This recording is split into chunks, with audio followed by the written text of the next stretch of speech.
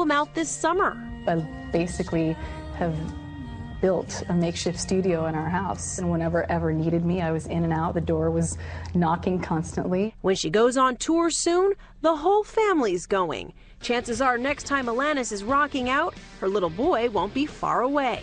Other than, in the middle of the show if he needs me. Of course, if it's an emergency, I'm available.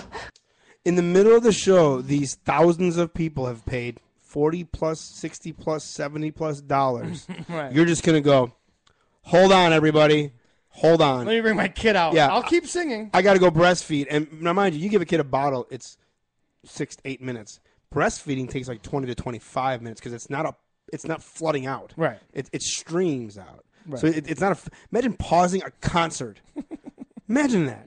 And like 60% of those assholes that go to a show will be like, it's beautiful, go! Oh, that's so go! And then the other fucking 40% are like, I'm never going to this show again. Right. Fuck you. I want a refund. Yeah, well, I'm out of here.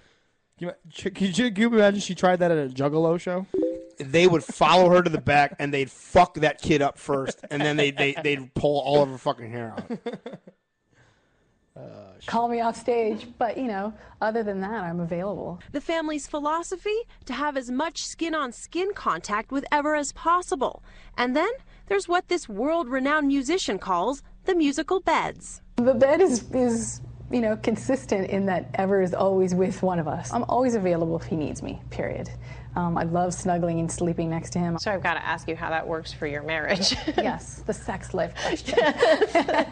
When do you get it on? When don't we get it on? No, I mean, to be totally transparent. No, just wait. The kid's right there. Yeah, it's actually great. I read this one time. When you show your kid your dad's dick hard, and me sucking it, it makes him a really good person.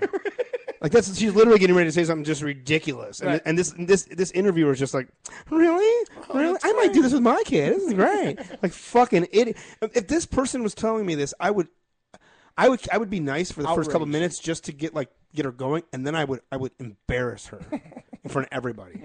How dare you? Yeah, what is wrong with you? This is no different than the Boy Scouts of America, which I'm getting back to, by the way. But this is no different than this is molestation. Mm-hmm. This is molestation. Yeah, I told you it's like weird incest type shit. Yeah, when a baby's doing it, the baby will never have a recollection of this. But imagine being a toddler, or what are they called between toddler and teenagers? Is there a name for that? Adolescent? Is it yeah, shithead. Right. Adolescence, whatever you want to call it, man. That's rape. Yeah, that's weird. Suck on my titty. That's rape. Ugh. It's rape. Whoopi Goldberg style. rape, yes. After a baby is born, 1 minute left. hormonally, physiologically, that's not necessarily the time the woman is moving toward low-cut dresses and wanting to get pregnant again. This rock star mother admits her style of parenting may not be for everyone, but in the end, she wants what all parents want, for her child to feel safe and protected. Hearing you talk about the relationship with your son seems so different from the Alanis Moorissette that so many of us know from your past records. What happened to you? Guess what? You didn't fucking know her from her past records, you stupid bitch. This is who she is. You think her music, you know this person because of her fucking music? That's just it, man. We're in a society where people do believe that because they listen to their music and they know a lot about them from Wikipedia. I'll tell you flat out. Shaggy 2 Dope called himself a studio smoker, meaning he doesn't smoke weed, he raps about it. Like, there's things when you hear these rappers, these musicians, these people, it's an act, it's a play, it's a show, it's a matinee. There's never, to have this shit that people talk about is fake. 50 Cent's notorious for just lying about shit he fucking does. Absolutely. Lying about it. And people are, no, that's what he does. No, you're a fucking mark. And the fact that this lady thinks Alanis Moorissette wasn't nuts before, like she just had a kid, then she was nuts. Right. No, she's always been nuts. Did you the song they play at the beginning of this clip shows how mentally unstable that woman is. She's nuts. She wrote a song about an ex-boyfriend, Dave Coulier, for fuck's sake. Yeah, what? Uncle Joey. No one dated Uncle Joey. How could you be that crushed about Uncle Joey? Okay? Imagine their conversations. Do you think he did the cut it out with her? You think Dude, I mean, let's talk about Uncle Joey for a second. How did he never break out and be a star? He's in one of the biggest shows ever in that newsroom. No, that's that's the guy from Dumb and Dumber. They look exactly the same. Yes, 100%. No, you know why? Because Uncle Jesse did, and then Bob Saget. He did one of the coolest moves. He rebounded. When it went away, he went and did the worst fart, sex, fuck jokes on the planet. Well, what it is that's what he was like before that show. I understand that, but now, like, let's say Full House started today and ran its 8-year course. At the end of it, that dad would not be going back to that kind of comedy. Sure. He would transition it into some... Well, he did. He transitioned to fucking America's Funniest Home Videos, and he fucking ran that. But during that... He was basically Danny Tanner on that. I know, but during that is when he was still doing his awful comedy. Right. So I mean, it was a different time. Mm-hmm. Did you see that they had the Full House reunion, and everyone showed up except for the fucking Olsen twins? Like on TV? No, they had it was like a 25-year anniversary or whatever, and they all got together, like the whole cast. Christ. And all of them. There was like a picture of them all together. Was it on TV though? Was it like a real? No. It's just like one of those things that I don't know if it was just publicity. I just saw a picture of it, and there was a story on Yahoo or something like that. Whatever. But yeah, the Olsen twins were like, we're going to pass on that. Yeah, we're trying to distance ourselves as far away from this as possible. Right. Everyone else is like, you remember me? I'm DJ. And Becky was hot as shit. Yes, she was. I had a thing for DJ. She should have done porn. Something. Some nudes. Yeah. Can we do some nudes? Nudes are popping. Yeah. But I'm crazy. I'm healing. For Good Morning America, Cecilia Vega, ABC News. Yeah, there you go. I mean, it's, I love the next video that's tied to this is bath salts causing excited delirium. It's some kid smoking bath salts. It goes to show you how wackiness ties to wackiness. Right, so. Exactly. So going back to Boy Scouts. Yeah, sorry. I know we trailed off a little bit, but that's what we do here. We're winging it. We're not winging it. We're baby birding it. That was the name of our show 8 minutes before the show, and then we baby birded it 4 minutes before the show. So anyway, we were talking about that they had an independent study coming out explaining that there wasn't molestation, but there was molestation. So here's some quotes. Quotes. Can I not say that right? I believe that Have you been drinking, sir? No. I believe that these files show that the children in scouting were safer and less likely to experience inappropriate sexual behavior in scouting. Less likely, meaning they could. But it was less likely. But less, I mean, maybe not. It should say the scouts were in no way, shape, or form going to experience sexuality. They're not less likely. You know what? Under no circumstance. What if I said this to you? You're going to go to the city, and you're less likely to die. Or I said you can go to the city and never die. What's in the statement? I would feel much safer about never going to. But if I say less likely, you're going. Well, what the fuck? So that means it's likely. What's going to be there? Like what? If it's less likely. If that means it's likely, it's just less likely. Rape. Right. I don't like that at all. Less likely to experience inappropriate sexual behavior in scouting than their own families, schools, and during the community activities supervised by adults. Dr. Janet Warren. I wonder who Dr. Janet Warren is. Yeah, I want to talk to her. Yeah. Los Angeles Times looked at 1,600 ineligible volunteers files obtained through 1992. Lawsuits in Oregon against the Boy Scouts. The newspaper said the perversion files were a blacklist of alleged sexual molesters. God damn. What?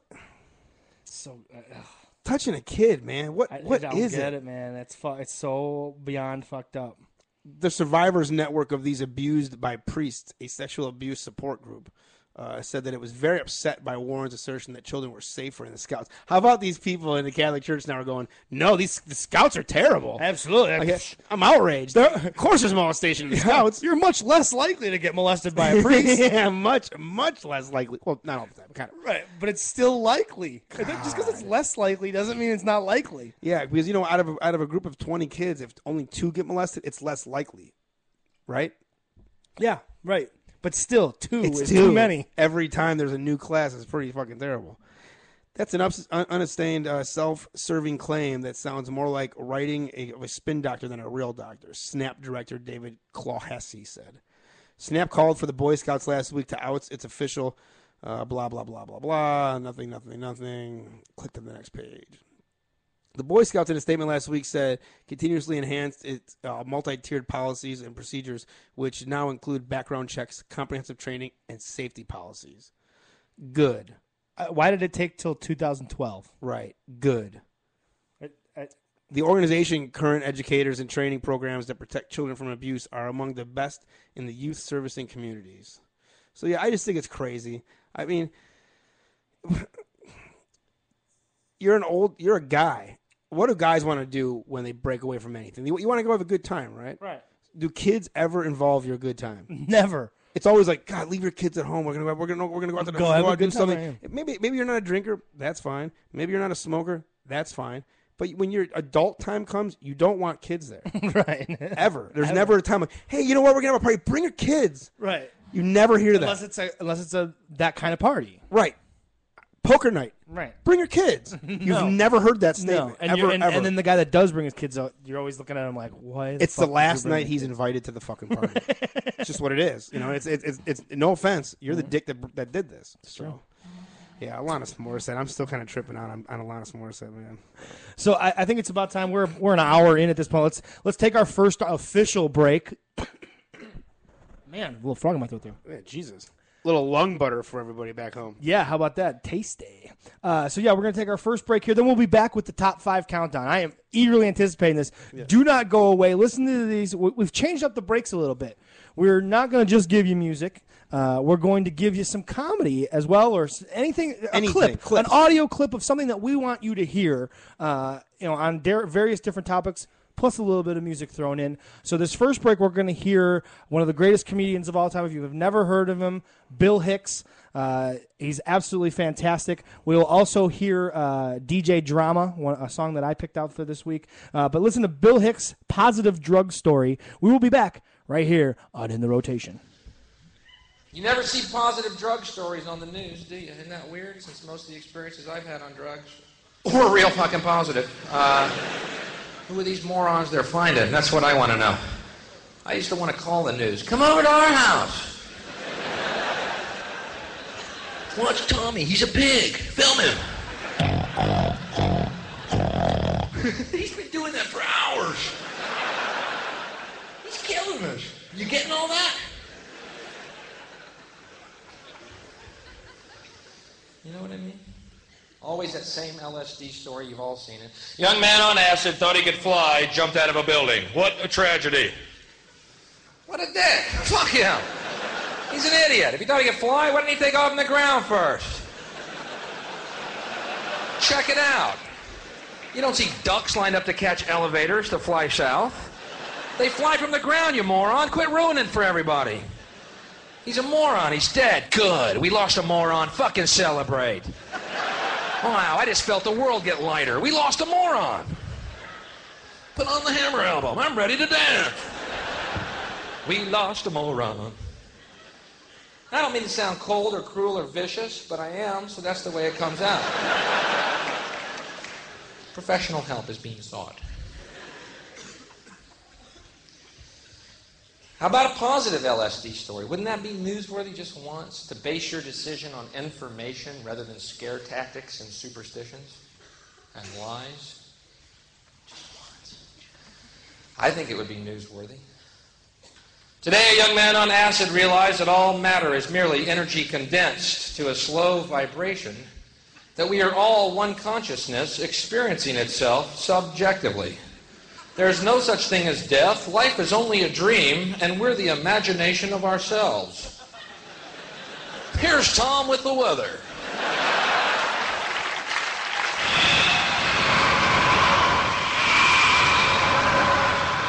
You've been fantastic, and I hope you enjoyed it. There is a point. Is there a point to all this? Let's find a point. Is there a point to my act? I would say there is. I have to. The world is like a ride at an amusement park, and when you choose to go on it, you think it's real, because that's how powerful our minds are. And the ride goes up and down and round and round. It has thrills and chills, and it's very brightly colored, and it's very loud. And it's fun for a while. Some people have been on the ride for a long time, and they begin to question, is this real, or is this just a ride? And other people have remembered, and they come back to us, and they say, hey, don't worry, don't be afraid, ever, because this is just a ride, and we kill those people. Shut him up. We have a lot invested in this ride. Shut him up. Look at my furrows of worry. Look at my big bank account and my family. Has to be real. It's just a ride. But we always kill those good guys who try and tell us that. You ever notice that? And let the